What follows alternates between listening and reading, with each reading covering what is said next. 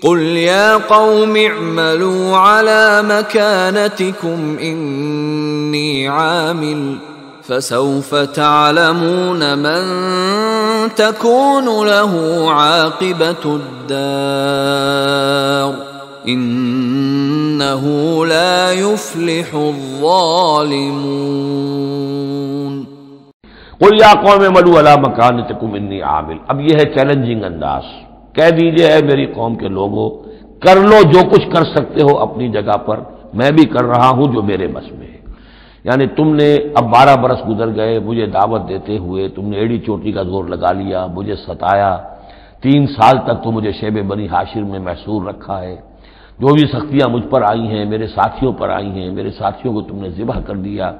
میرے ساتھی کتنے ہیں کہ جو گھر بار چھوڑ کر چلے گئے اور مجبور ہو گئے کہ حبشہ کی طرف ہجرت کرے، تم نے جو کچھ کر لیا اور جو کر سکتے ہو کر لو۔